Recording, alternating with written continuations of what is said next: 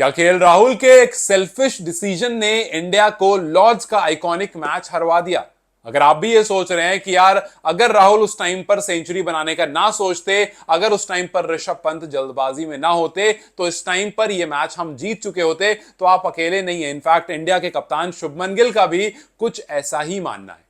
जब शुभमन गिल से पूछा गया कि उस रनआउट के बारे में कि क्या वाकई वो रनआउट एक बिगेस्ट मोमेंट था जिसने मैच को पूरा टर्न कर दिया, तो उन्होंने कहा कि जी हां, वो एक ऐसा मोमेंट था जहां से मैच हमारे हाथ से थोड़ा सा दूर हो गया। क्योंकि आप याद कीजिए, उस टाइम पर ऋषभ पंत और केएल राहुल के बीच में लगभग 150 रन की पार्टनरशिप हो गई थी और वहां से शुभमन ने कहा कि हमें लग रहा था कि हम 80-100 रन की लीड ले लेंगे और ये जो पिच है यहां पर आपको लास्ट डे खेलना काफी मुश्किल होता है, तो अगर लीड बड़ी होगी तो हमारे सामने ज्यादा रन नहीं मिलेंगे। और वहीं बेन स्टोक ने अपनी टीम को कहा कि अगर हम 190 के ऊपर कुछ लगा देते हैं तो इंडिया को परेशानी होगी। और दोनों अपनी अपनी कैलकुलेशन में सही थे, लेकिन एक के साथ सही हुआ। जैसे बेन स्टोक ने 192 रन बोर्ड पर लगा दिए थे और वहीं शुभमन गिल को वो एक्स्ट्रा 80-90 रन नहीं मिले क्योंकि केएल राहुल ने ऋषभ पंत को कहा कि यार मैं 98 पर हूं और लंच से पहले मैं चाहता हूं कि शतक बना लूं। हालांकि शुभमन ने राहुल को जिम्मेदार नहीं ठहराया।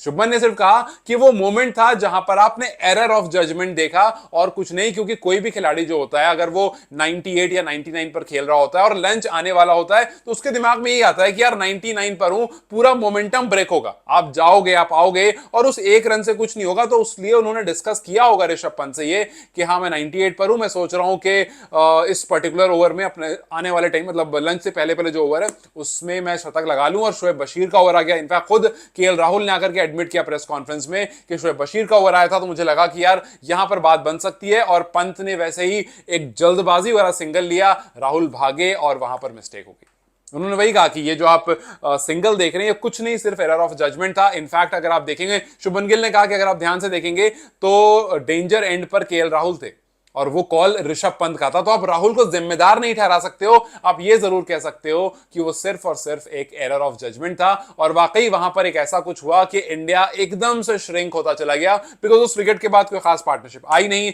हमें एक टाइम पर लग रहा था कि 387 है, कम से कम हम 450, 490 या 500 के आसपास जा सकते हैं। जिस तरह से दोनों बल्लेबाजी कर रहे थे, ऋषभ पंत भी 70s पर खेल रहे थे, केएल राहुल जो है वो अपने शतक के आसपास थे। और उसके बाद क्या हुआ, वहीं पर ऋषभ पंत आउट हुए और अगले ही ओवर में, मतलब लंच के बाद ही आकर के केएल राहुल भी आउट होकर के चले गए। सो वहां पर जो मोमेंटम बना था वो एकदम ब्रेक हो गया और फिर इंडिया जो है वो स्टंबल हो गया। उसके बाद इंडियन बॉलर्स आते हैं, अच्छी गेंदबाजी करते हैं, 192 पर रोकते हैं और फिर उसके बाद सेकंड इनिंग में हम सब ने देखा कि कोई भी खिलाड़ी खड़ा नहीं हो पाया सिवाय रविंद्र जडेजा के।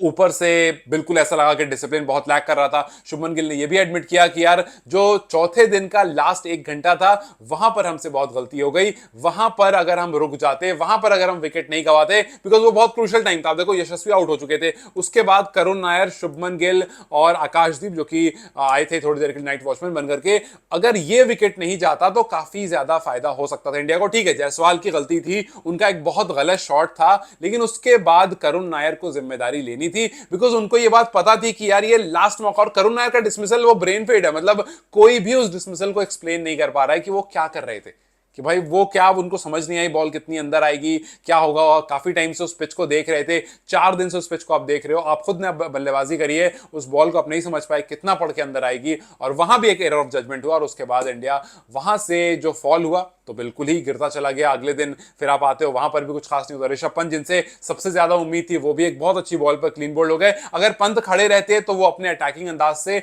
इंग्लैंड को खत्म कर देते, बिकॉज वो बड़ा मुश्किल नहीं था उनके लिए, जिस तरह से उन्होंने पहले भी काफी बार किया है। लेकिन जब अकेले रविंद्र जडेजा बचे और हर बार वो टेल के साथ बच जाते हैं और फिर कोशिश बहुत करते हैं, लेकिन वो लास्ट में कुछ खास कर नहीं पाते। पहले भी काफी मैचेस में इस तरह से हुआ है जहां पर जडेजा ने कोशिश पूरी करी बट कुछ खास उनके हाथ लग नहीं पाया, क्योंकि उनका साथ किसी ने नहीं दिया और इवेंचुअली इंडिया उस मैच को हार गई। सो यस, एक छोटी सी गलती, वहां पर एक शतक बनाने का दिमाग में ख्याल आना और वो एक छोटी सी जल्दबाजी करना ऋषभ पंत का, अपने दोस्त के लिए, अपने पार्टनर के लिए सोचना कि यार इसको शतक बनवा देते हैं और जल्दबाजी में वो रन लेना, वो छोटी छोटी चीजें काफी बार जो है आपको टेस्ट मैच हरा देती है। और टेस्ट मैच की सबसे अच्छी बात यह है कि जो पेशेंस थोड़ा रखता है वो जीत जाता है।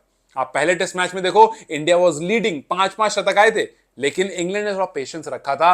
दूसरे मैच में देखो इंडिया डिड वेल, के पेशेंस निकल गए। तीसरे मैच में देखो इंडिया 4 दिन इंडिया जो है वो बिल्कुल डोमिनेट करके चल रहा था। 192 पर ऑल आउट करना मतलब यह है कि आप आराम से इस मैच को जीत सकते हो, लेकिन कुछ नहीं हुआ, सिर्फ इंग्लैंड ने एक डिसिप्लिन, एक लाइन पकड़ रखी और आपने पिछले दिन 3-4 विकेट गिराए, आपने कुछ नहीं, जो हमने करा था पिछले दिन उनके ऊपर चढ़कर चिल्लाकर वही करा। इनफैक्ट जब बेन स्टोक्स से पूछा भी गया इस ऑल्टरकेशन के बारे कि ये जो हम काफी ज्यादा देख रहे हैं दोनों प्लेयर्स को, दोनों टीम को एक दूसरे में गहमा गहमी में इन्वॉल्व होते हुए, उन्होंने कहा कि यार देखो मैचेस में होता है और इस तरह के जो आप हाई परफॉर्मेंस मैचेस देखते हो उसमें इस तरह की चीजें होती है and I am all up for it, मुझे कोई दिक्कत नहीं है इन चीजों से। और हमने देखा मैच के बाद वो सब खत्म हो जाता है, जैसे ही मैच खत्म होता है सब खत्म हो जाता है, लोग एक दूसरे से मिलने लगते हैं। खुद आकर के उन्होंने जडेजा को गले लगाया, वहां पर आकर के रूट और क्रॉली ने सिराज को काफी देर तक उनको उनके साथ रहे कि हाँ यार चलो कोई नहीं, वेल प्लेड, होता है, इस तरह की चीजें होती रहती, कंसोल करा और फिर इवेंचुअली अच्छे सब वहां से साथ साथ निकल गए, बिकॉज दोनों की मेहनत थी, दोनों ने पूरी पूरी मेहनत करी थी। लेकिन टेस्ट मैच में ही होता है, जो पेशेंस रखता है लास्ट तक वो वहां से लेकर के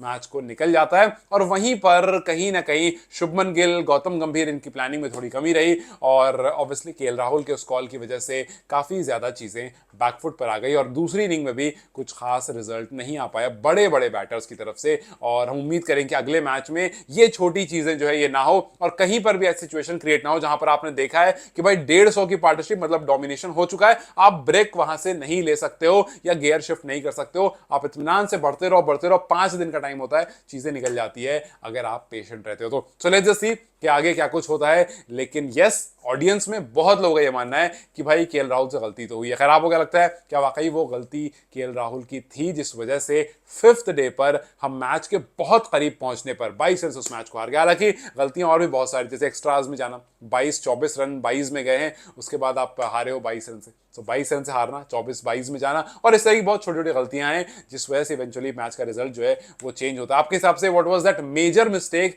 जिस वजह से इंडिया लॉर्ड्स का ये मैच हारा? मुझे कमेंट सेक्शन में जरूर बताएं। Till then you guys take care, I will see you very soon, bye bye.